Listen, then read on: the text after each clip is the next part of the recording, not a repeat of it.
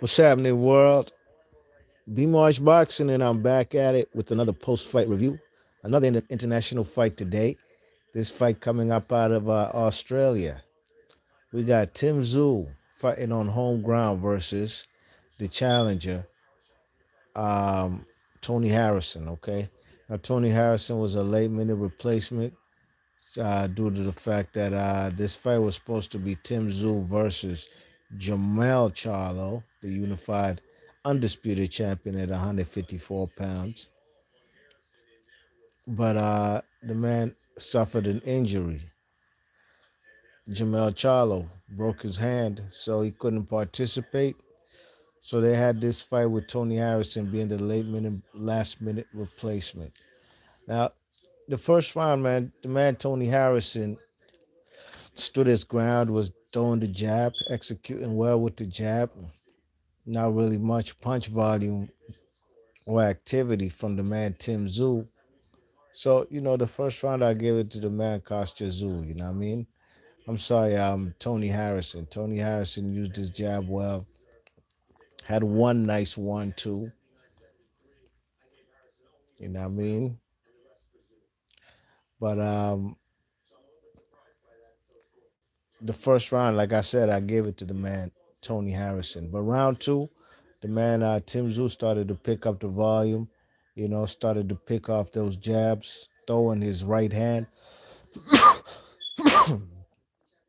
occasionally jabbing, but more power shots. Whether it's the left hook to the head, left hook straight right hand, occasional jab, but the right hand over the top of the man Tony Harrison's jab was working for the man Tszyu. And that's what he started doing, and I gave round two to the man Tim Tszyu. Round three, now the man Tony Harrison, the gap is getting closer as far as Tim Tszyu cutting off the ring. Not that the man Tony Harrison was employing a lot of lateral movement as the boxer that he is. He was mostly flat-footed, you know what I mean? But he wasn't letting his hands go. I remember one point in time in Tony Harrison's career before his first loss. This kid was like 23 and 0 or 22 and 0 with like 20 KOs, or 22 and 0 with 20 KOs. So he came up as a big puncher. He looked like how Kovalev looked versus Cannoli, just jabbing and scared to throw that big right hand. While the man Kostya was showing, you know, aggression, effective aggressiveness by, throwing the bigger, harder shots. Even if the man Tony Harrison is throwing a whole lot of jabs, the big right hand over the top was the more eye-catching shot. You know what I mean? And that's what Tim Tszyu started to do. Started to wear the man down, closing the gap. Tim Costa Tszyu, it's a smaller ring, so it's more suited to the style of Tim Tszyu rather than the man Tony Harrison. You know what I mean? Because Tony Harrison's a guy who employs a lot of lateral movement. Boxes off the back foot. Doesn't just throws his combination punches, then moves. But to just looks like he didn't have the legs. But round four is when he started to use a little bit more lateral movement. But every time before you know it, Tony Harrison got his back on the ropes, and that's where Kostya Tszyu started to go to work. Excuse me, Tim Tszyu. I mean, a man would just unleash occasional body shots. Wasn't going to the the rib cage like that, because he was having a lot of success over the top with the right hand. You know what I mean? And this fight between round two and by the time it got stopped looked like the same old thing, except round six. Round six was a round that could have gone either way, but I gave it to the man, Tony Harrison. Tony Harrison was starting to let his hands go, letting the right hands go, throwing big shots over the top. Tim Tszyu did as well. Had some good aggression in that. that round six, but I thought Tony Harrison started to let his hands go and made the man Tim Tszyu miss a lot of shots in that round eight. Round six. But by round nine, that's where the beginning of the end started, and the man Tony Harrison got caught with some big shots with his back on the ropes. And then the man Tim Tszyu threw a whole lot of shots, big time, big bombs. And Tony Harrison wasn't returning fire back, nor was he wasn't clinching. You know what I mean? He was just there with his back on the ropes, basically trying to keep his hands up, trying to avoid shots, uppercuts, you know, and those uppercuts put him down in round nine. He beat the eight count. He got up exactly at eight. Referee told him go left, to go right. He looked like he had some wobbly legs. And the referee just stopped the fight. And, I wasn't mad at the stoppage, because if the way he defended himself, Tony Harrison, in round nine, when he was getting hit with a barrage of punches without defending himself, he probably would have got hurt seriously bad if the referee could let that fight continue, you know what I mean? So Tim Tszyu gets the W on home ground in Sydney, Australia, improves his undefeated record, and shows that he's ready for the man Jamel Charlo, you know what I mean, to fight for all the straps.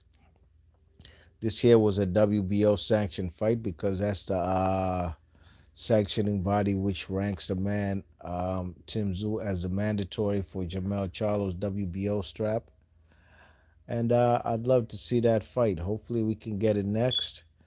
And 10 times out of 10, it ain't going to be in Australia. There might be some good money in Australia, but I believe a fight like that would probably be held in Las Vegas or something. You know what I mean? Or if, Tim Tszyu is game, think it might happen, it could happen in Texas. But I highly doubt it. I don't think Tim Tszyu would Houston, Texas, in the backyard of Jamal Charlo. So that's a fight I see it happening more in the Las Vegas. And Tim Tszyu earned his shot. He beat a very good fighter, former world champion in Tony Harrison. And we shall see what's next for him. Tony Harrison, I thought his game plan, he should have, it was a smaller ring for sure, but he had to be willing to, look, if he's going to get knocked out like he did in round nine, you got to at least go out on your shield, you know what I mean? But I thought he was fighting a very safe fight. And, a safe fight, just using your jab, no matter if he was landing more jabs and more punches than the man Tim Tszyu. On the road in Australia, that wasn't going to get it done. You know what I mean? You see how Devin Haney handled his business versus, what's his name? George Kambosos, especially in the second fight. He brought the fight to him, beat the shit out of him. You know what I mean? It was going for the knockout from the get-go. Now I'm not saying Tony Harrison should make it obvious he's going for the knockout, but he has to set up shots and combinations, which could eventually lead to a knockdown or a knockout. Tony Harrison has a good right hand, but Tim Tszyu displayed a better right hand tonight, and that's what I ultimately want him to fight. Just K, what's going on? He's in the chat. He says facts. Big up yourself, my G. Tony Harrison, he did his thing, but it wasn't enough. You know what I mean? I didn't hear any really good advice from his corner every time after the rounds. You know what I mean? Like I said, it was a smaller ring, but Tony Harrison, that was not the problem. Because for one, he was more flat-footed, wasn't even trying to use the ring till after round four. But ultimately, it was the fact he ain't let his hands go. I mean, especially that right hand. He was just throwing a jab fest all night. It's one thing to control a fight versus Cannoli, you know what I mean? Or even Devin Haney versus Kambosos, the first fight. just winning the fight with one hand, but your defense got to be super tight, and you got to make the opponent miss a whole lot of shots and look frustrated. And on the front foot, Tim Tszyu, man, he came through you know, he came through straight up just on the front foot all night. You know what I mean? Had no problem doing that, which we know that's his MO. And he got to the P-Marsh Boxley, your thoughts and comments. Hit the thumbs up on your way in, on your way out. If you're new to the channel, please share and subscribe.